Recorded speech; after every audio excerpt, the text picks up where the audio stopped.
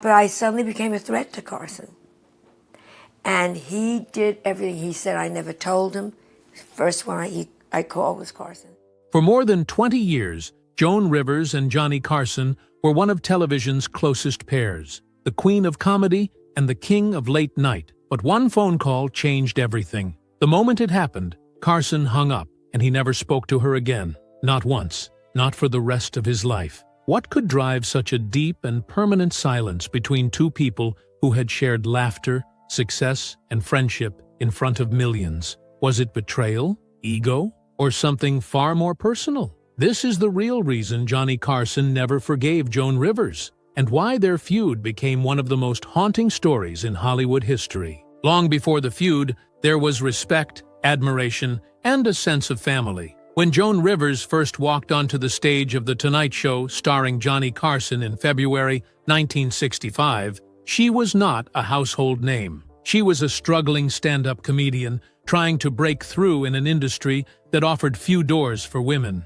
Carson, already an icon of American television, immediately recognized something rare in her: sharp intelligence wrapped in fearless humor. That night, when the cameras stopped rolling, he looked straight at her and said, "You are going to be a star." Those words would change everything. Rivers became a regular guest, and audiences fell in love with her quick wit and bold honesty. In a male-dominated world of comedy, she pushed boundaries and said what no one else dared. Over the years, Carson became both her champion and her mentor. He guided her, encouraged her, and gave her the kind of exposure that no one else could. Each time she guest-hosted The Tonight Show, viewers saw a different kind of energy: edgy, spontaneous, and electric. She was the first woman to ever hold that position, and for a time, it seemed as if she might inherit the late-night throne itself. Their relationship wasn't just professional, it was deeply personal.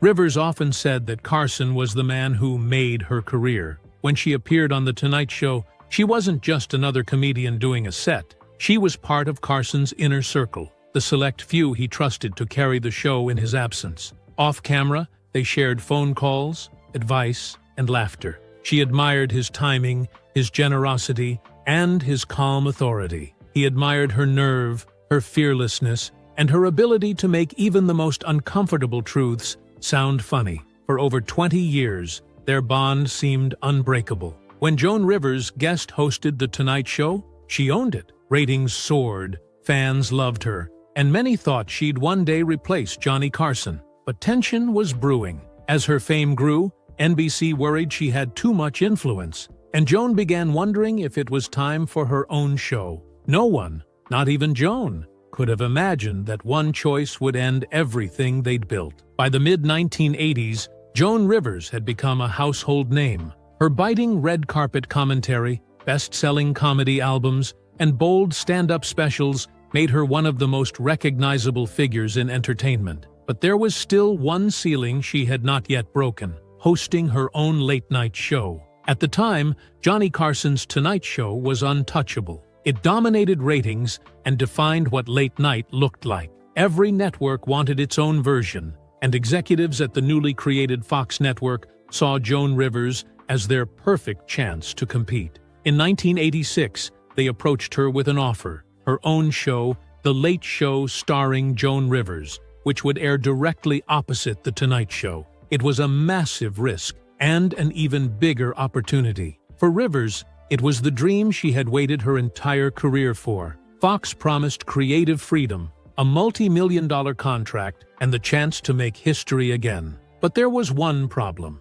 Out of respect, and perhaps affection, she knew she needed to tell Johnny first. For years, NBC had quietly reassured her that she was in line to replace Carson when he eventually retired. But when she checked with the network, she was shocked to learn that her name was not even on the list of potential successors. It was a painful wake-up call, a sign that no matter how many years she had filled in for Carson, she was still seen as second tier. So when Fox called, Rivers said yes. And that single word changed the course of her life. She later explained that she did not intend to betray Carson or NBC. She thought he would understand, that he, of all people, would be proud to see her take a leap forward. But timing, pride, and network politics turned what should have been a celebration into the beginning of a Cold War. When the deal went public, Johnny Carson didn't hear it from Joan. He heard it from the press. Overnight,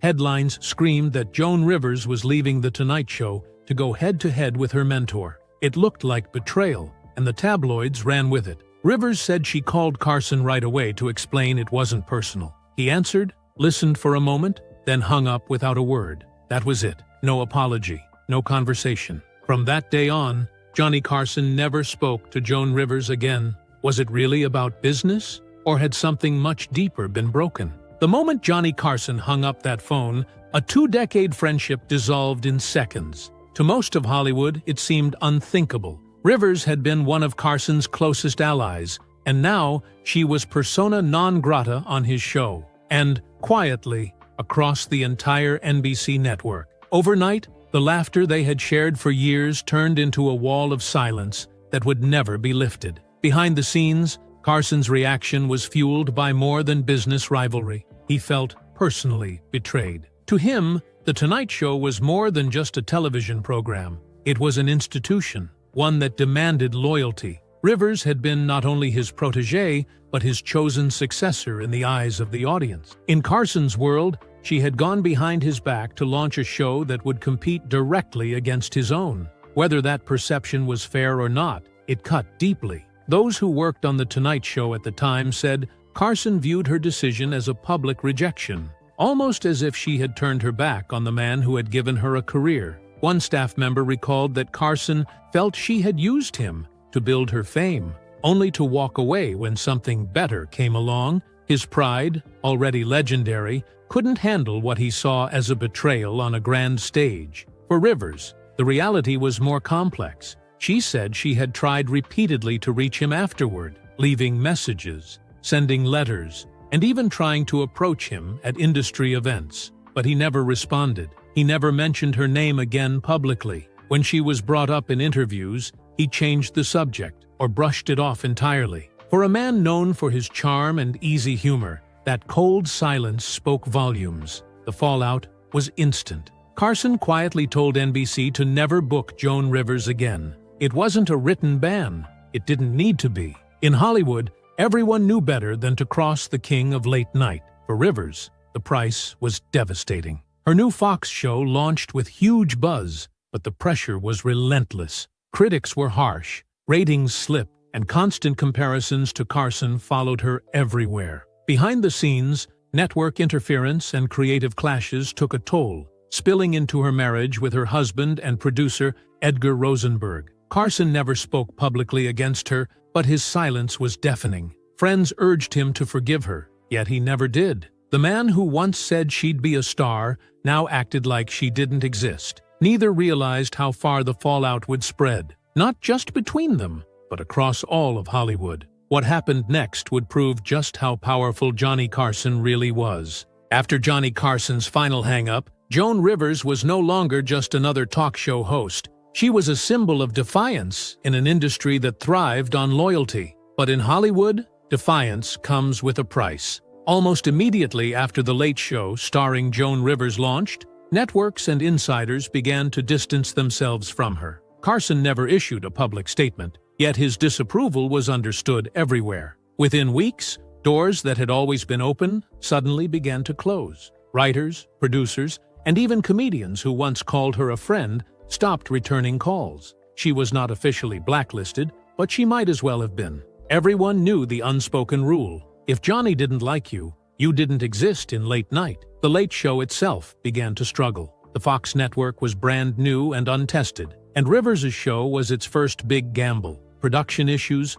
ratings battles, and behind-the-scenes tension made it hard to find footing. She was under immense pressure to succeed, not just for herself, but for the network. And when ratings slipped, the network panicked. They started making changes, cutting budgets, reworking segments, and questioning her direction. The creative freedom she'd been promised started to fade away. As the tension grew, so did the strain on her marriage. Her husband, Edgar Rosenberg, was the show's producer, and their personal and professional lives collided daily. The stress, the public scrutiny, and the weight of failure created cracks that widened fast. In less than a year, the show was canceled. The dream that had cost her a friendship, a mentor, and her reputation was gone. Carson said nothing. No gloating, no comment, just silence. To many, it felt like quiet victory, proof that Joan should never have left. For Rivers, it was devastation. Her show's collapse was public and brutal.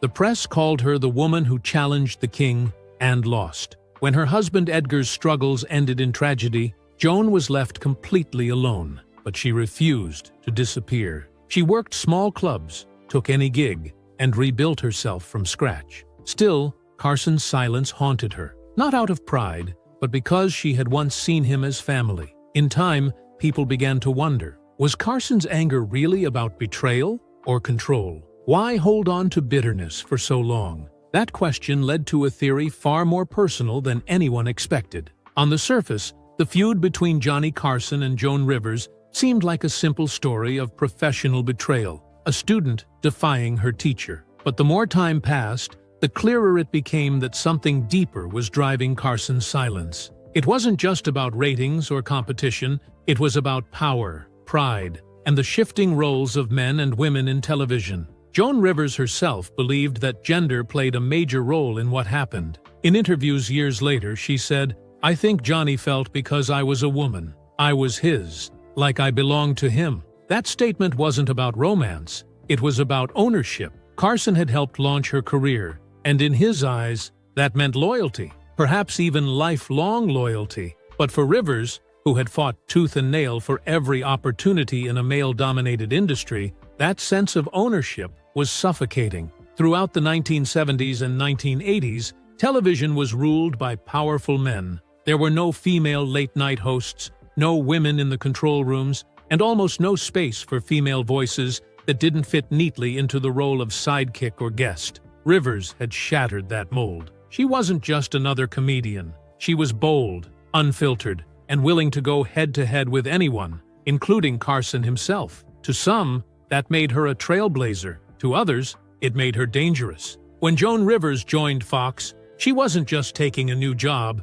she was breaking the rules of late-night TV. She stepped into a space long reserved for men and did it with confidence. But Carson's reaction showed how fragile that world really was. His silence wasn't disappointment, it was punishment. Still, Joan refused to fold. Shut out from The Tonight Show and blacklisted across networks, she kept going, touring, doing commercials, and reinventing herself through cable and home shopping. She turned rejection into fuel and built her own empire. Yet one question lingered. Would Carson have reacted the same if a man had done it? Others had left his show without facing exile. But Joan's defiance hit harder. A woman breaking ranks, refusing to stay under control. Her story grew beyond a feud. It became a symbol of how women in entertainment were treated when they dared to lead. Decades later, young comedians still called her a pioneer, the one who took the hit so others could rise. Carson never mentioned her again, but his silence said everything. To him, the betrayal was final. To her, it proved she had struck a nerve that went far deeper than fame. And just as her career began to rise again, a new tragedy would soon test her strength in ways she could never have imagined. The cancellation of The Late Show, starring Joan Rivers, wasn't just the end of a television project, it was the collapse of a dream. Within months of losing her show, Rivers's world unraveled in ways she never could have imagined. The failure wasn't just public, it was deeply personal. Her husband, Edgar Rosenberg, who had served as her producer and closest collaborator, was overwhelmed by the pressure and humiliation of the show's demise. Just 3 months after the cancellation, he took his own life. The tragedy shattered Joan Rivers. She hit rock bottom, emotionally, financially, and spiritually. Hollywood turned its back. Friends stopped calling. She was a widow, a single mother, and a comedian whose career had vanished overnight. What started as a feud with Carson now symbolized something bigger. How fast fame fades when you step outside the rules. But Joan refused to quit. She performed anywhere that would have her. Clubs, cruise ships, private events. Audiences still loved her honesty and bite. Through pain, she found freedom. She no longer cared about Hollywood's approval. She had already lost everything. Now, she would live and work on her own terms. Slowly, she rebuilt. The Joan Rivers Show ran 5 years and won her an Emmy. Fashion Police later made her a red carpet legend. Every comeback was defiance. Proof she didn't need permission to succeed. Still, Carson's ghost lingered. When asked about him, she spoke with sadness and grace. "He was wrong," she said, "but I never stopped being grateful." That mix of love and loss defined her for life. To those who knew her,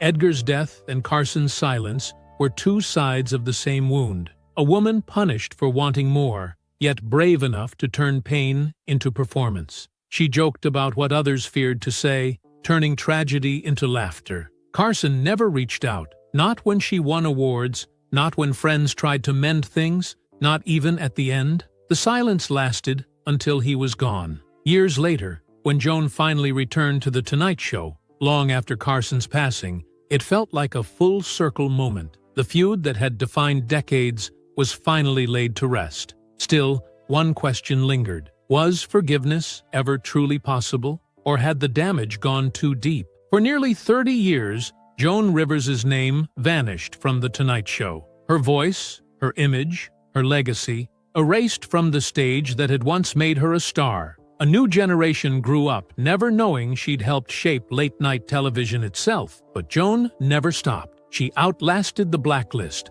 the whispers, and the industry that once turned its back on her. She kept fighting, and, in the end, she won. Then, in February 2014, something remarkable happened. Jimmy Fallon, newly appointed as host of The Tonight Show, invited Joan Rivers back to the stage. When she walked through those familiar curtains for the first time since 1986, the audience erupted. Fallon stood, arms open, beaming as he welcomed her with the respect and warmth she had been denied for decades. The moment was brief, but symbolic, a restoration of history. The audience saw not just a comedian returning to a stage, but a survivor reclaiming her rightful place. Rivers was radiant that night, sharper than ever, her timing flawless. It was as if she had never left, but behind the laughter was something deeper, the quiet sense that an old wound had finally been acknowledged, even if it could never truly be healed. Johnny Carson had passed away in 2005, and with him went any chance of reconciliation. Still, his shadow loomed large over the moment. Fallon later said he invited her because she should have always been there. For Rivers, that simple act of kindness felt like closure, not revenge, not vindication, just peace. In the years since, their story has come to represent something much larger than a feud. It's a lesson about power, pride, and the invisible cost of ambition. Carson remains a legend, a master of timing and grace, whose influence still defines the format of late-night talk shows. But even his admirers admit that his treatment of Rivers was one of his most human flaws, a reminder that even giants can let ego cloud compassion. For Joan, the feud became part of her story. It followed her everywhere, until she learned to own it, laugh at it, and turn it into fuel. "If you don't laugh at your own pain," she said, "someone else will." Her resilience became her legacy. By her passing in 2014, she was more than a comedian. She was a pioneer, a survivor, and a symbol of fearless ambition. Today, the Carson-Rivers feud is remembered as more than bitterness. It's the story of two icons, the mentor and the rebel, bound by pride, love, and loss. Their clash reflected Hollywood itself, a world built on loyalty and reinvention, where friendship and rivalry often share the same stage. And maybe the real reason Johnny Carson never forgave Joan Rivers wasn't betrayal or ego, it was heartbreak. Because behind the fame and laughter was trust. And once that trust was broken, even the greatest talker in the world had nothing left to say. In the end, their feud wasn't just about a show, it was about two people who built something special, then lost it to pride and pain. Carson's silence became legend. Rivers turned that silence into strength. Their story shows how fragile success and friendship can be in a world ruled by ego. Joan forgave by moving forward and making people laugh. Johnny stayed silent, maybe to protect what once mattered most. But one thing is clear. Together, they changed television forever. What do you think? Was Carson right to feel betrayed? Or did Rivers just take the chance she earned? Tell us in the comments, and don't forget to like, share, and subscribe for more untold Hollywood stories. Because sometimes, the biggest drama happens off camera. And if you enjoyed this story, make sure to like, share, and subscribe for more deep dives into the untold stories of Hollywood legends. Your support helps us bring you more of the fascinating, forgotten, and controversial moments that shaped entertainment history. Because sometimes, the biggest stories in show business aren't about the spotlight, they're about what happens when it suddenly goes dark.